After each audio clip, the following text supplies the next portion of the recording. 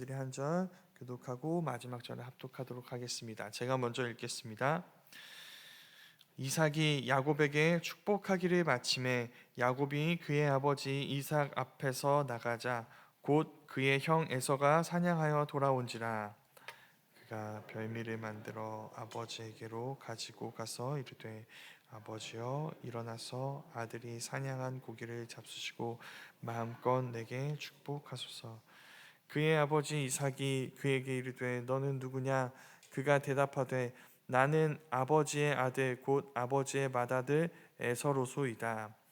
이삭이 심히 크게 떨며 이르되 그러면 사냥한 고기를 내게 가져온 자가 누구냐?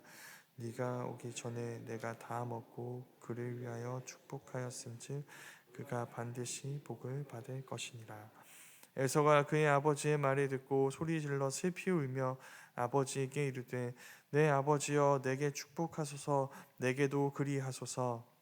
이삭이 이르되 내 아우가 와서 속여 내 복을 빼앗았도다. 에서가 이르되 그의 이름을 야곱이라 함이 합당하지 아니하니까 그가 나를 속임이 이것이 두 번째니이다. 전에는 나의 장자의 명분을 빼앗고 이제는 내 복을 빼앗았나이다. 또 이르되 아버지께서 나를 위하여 빌 복을 남기지 아니하셨나이까. 이삭이 에서에게 대답하여 이르되 내가 그를 너의 주로 세우고 그의 모든 형제를 내가 그에게 종으로 주었으며 곡식과 포도주를 그에게 주었으니 내 아들아 내가 내게 무엇을 할 수 있으랴. 에서가 아버지에게 이르되 내 아버지여 아버지가 빌 복이 이 하나뿐이리이까 내 아버지여 내게 축복하소서. 내게도 그리하소서 하고 소리를 높여 우니 그 아버지 이삭이 그에게 대답하여 이르되 내 주소는 땅의 기름짐에서 멀고 내리는 하늘 이슬에서 멀 것이며 너는 칼을 믿고 생활하겠고 내 아우를 섬길 것이며 내가 매임을 벗을 때에는 그 멍에를 내 목에서 떨쳐 버리리라 하였더라. 그의 아버지가 야곱에게 축복한 그 축복으로 말미암아 에서가 야곱을 미워하여 심중에 이르기를 아버지를 곡할 때가 가까웠은즉 내가 내 아우 야곱을 죽이리라 하였더니 맏아들 에서의 이 말이 리브가에게 들림에 이에 사람을 보내어 작은 아들 야곱을 불러 그에게 이르되 네 형 에서가 너를 죽여 그 한을 풀려 하니 내 아들아 내 말을 따라 일어나 하란으로 가서 내 오라버니 아버지로 피신하여 네 형의 노가 풀리기까지 몇 날 동안 그와 함께 거주하라. 그의 분노가 풀려 네가 자기에게 행한 것을 잃어버리거든 너가 곧 사람을 보내어 너를 거기서 불러오리라. 어찌 하루에 너희 둘을 이르랴. 함께 읽겠습니다.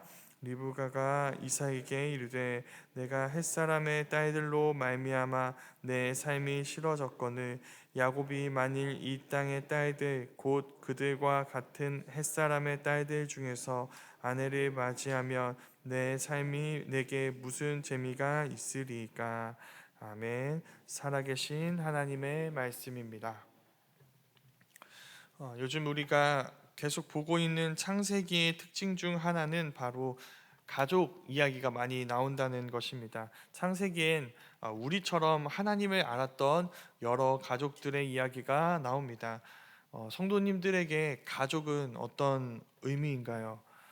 제가 대신방을 진행하며 받은 여러 기도 제목 중에 절대 빠지지 않는 공통적인 세 가지 내용이 있습니다.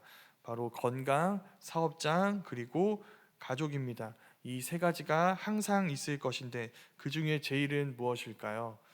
네, 가족입니다.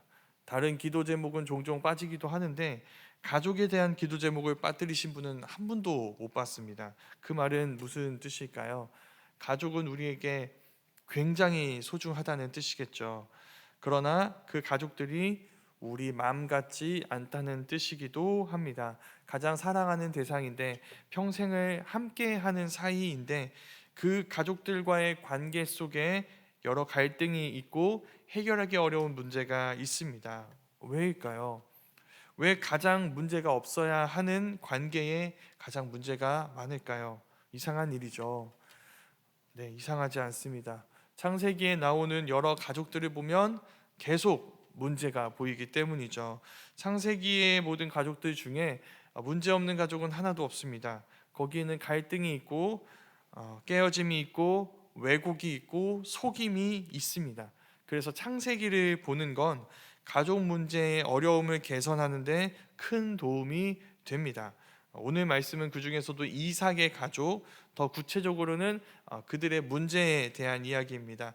이 문제를 이해하려면 이 가족의 서사를 이해해야 되는데, 이삭의 아내 리브가가 쌍둥이를 임신합니다. 근데 그 쌍둥이 두 아들이 리브가의 뱃속에서부터 싸웁니다. 대단하죠. 신생아도 아니고요. 아직 엄마 뱃속에서 태어나지 않은 태아들입니다. 근데 그 둘이 무슨 부귀 영화를 누리겠다고 싸우고 있습니다.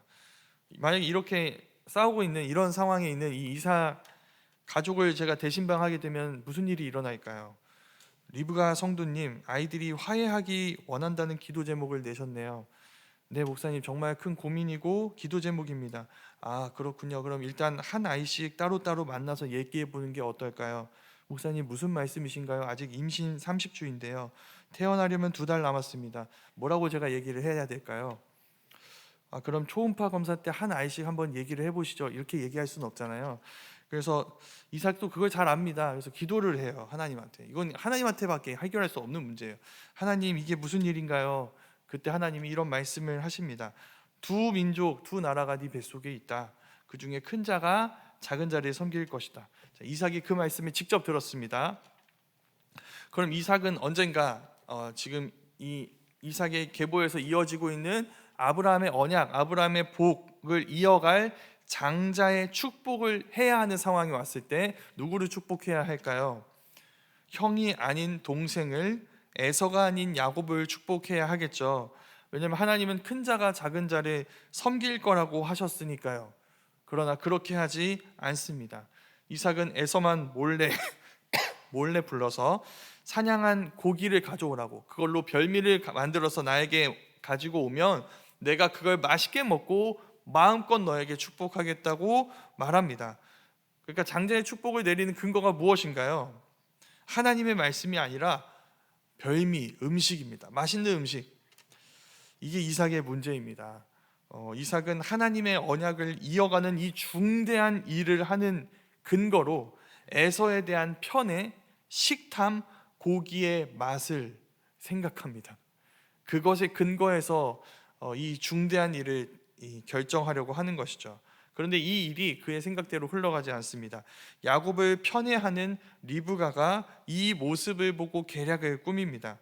이삭이 눈이 어둡다는 점을 이용해서 야곱에게 에서의 옷을 입히고, 이 리브가가 별미를 야곱에게 이렇게 제공해서 그걸 들고 이삭에게 나아가 에서인 척해서 장자의 축복을 받으라고 하는 것이죠. 자, 이 두 사람입니다. 리브가, 야곱이 이런 계획을 세웠습니다. 이 두 사람은 어떤 사람들인가요? 그들은 하나님의 복을 원하는 사람들입니다. 그러나 그 복을 이미 주시겠다고 약속한 하나님을 기다리지 않습니다. 이 문제에 있어서 하나님 어떻게 할까요? 하나님께 묻거나 간청하지 않는 거예요. 그래서 속임이라는 방식으로 하나님의 복을 가로채는 것이죠. 이때 야곱의 나이가 몇 살이었는지 아시나요? 청년이 아닙니다. 3, 40대가 아니라 77세입니다.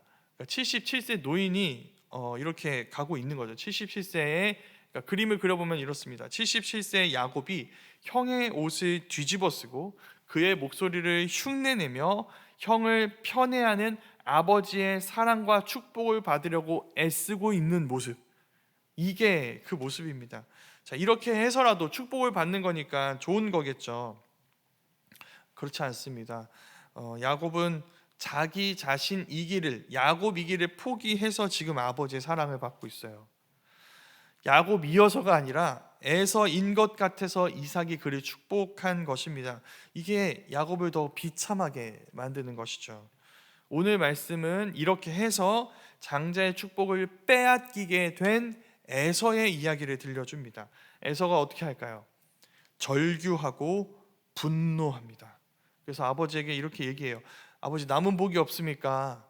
그거라도 어떻게 주십시오라고 하는데, 이삭이 하는 말은 저주에 가까운 말밖에 없습니다. 땅의 기름짐과 하늘의 이슬에서 네가 먹을 것이다. 너는 칼을 믿고 생활할 것이다. 그 축복의 내용처럼 너는 동생을 섬기게 될 것이다. 아무것도 복이 없습니다. 축복의 권한은 아버지에게 있는 것 같지만 사실 하나님에게 있기 때문이죠. 그래서 그건 함부로 취소하거나 번복할 수 없는 것입니다. 그런데 그 무거운 축복을 에서는 귀히 여기지 않았습니다. 이전에 그는 야곱에게 속아서 장자의 명분도 빼앗겼습니다. 장자의 축복도 빼앗겼습니다. 이게 두 번째입니다. 야곱이라는 이름이 그에게 적절합니다. 그는 속이는 자입니다. 이렇게 얘기하지만 이전에 그는 야곱이 팥죽을 쓰고 있는 것을 보고 그냥 그 팥죽 한 그릇에 자기 장자의 명분을 팔아 버렸습니다. 그러니까 그는 자신이 이스라엘 사람 아브라함의 자손이라는 것에 그렇게 큰 관심을 갖고 있지 않습니다. 중요한 건 뭔가요? 지금 내 배를 채우는 것입니다. 내 문제를 해결하는 것, 이것밖에 없습니다. 그러면 알 수 있죠. 지금까지 이야기한 이 이삭의 가족들 중에 온전한 인물은 단 한 사람도 없습니다. 그들은 저마다의 모습으로 축복하고 축복을 받으려 하지만 그 과정에서 저마다 하나님의 말씀을 무시합니다. 그들은 저마다 하나님께 원하는 것이 있습니다. 그러나 저마다의 모습으로 하나님을 멸시합니다. 다 다른 모습이지만 결국 그런 모습이에요. 그 똑같은 모습을 갖고 있는 것이죠. 그게 우리에게 질문합니다. 성도님들은 하나님께 원하시는 것이 있으신가요?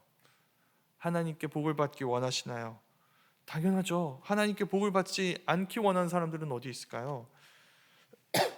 그런데 그건 하나님도 마찬가지입니다.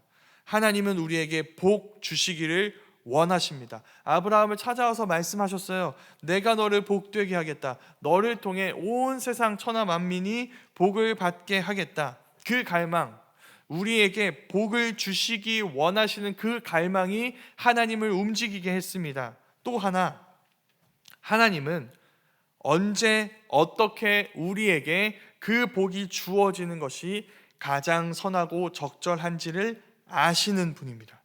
우리는 그때와 방법을 모릅니다. 보고 있지 않고 있어요. 보이지 않아요. 그러나 하나님은 보고 계십니다. 하나님은 알고 계십니다. 그 뜻을 이룰 계획을 세우고 계십니다. 그러니까 하나님은 우리가 생각하는 것보다 훨씬 더 크고 놀랍고 선한 방법으로 우리를 복되게 하시는 분이신 것이죠. 그렇다면 우리가 그 하나님의 복을 온전히 누릴 수 있는 방법은 무엇일까요? 그 하나님을 신뢰하고 하나님을 존중하는 것입니다. 하나님의 뜻이 무엇입니까? 묻고 그 뜻대로 우리에게 주신 그 말씀에 순종하는 것이죠. 그래서 최대한 하나님이 원하시는 방식과 모습대로 우리에게 복을 내려주시게 하는 것입니다. 그때 우리는 비로소 온전히 행복할 수 있기 때문이죠. 이삭의 가족이 그렇게 하지 못했습니다. 그래서 그들은 많은 것을 잃습니다. 에서는 이삭의 장례식 이후에 야곱을 죽일 계획을 세웁니다. 또 이방 여인을 맞이해서 이삭과 리브가를 다시 근심하게 만듭니다. 리브가는 야곱을 불러서 자기의 오라비, 오빠인 라반의 집에 피신시킵니다. 잠깐 거기 있다가 화가 풀리면 돌아오게 하겠다. 그런데 그게 리브가가 본 야곱의 마지막 모습이었습니다.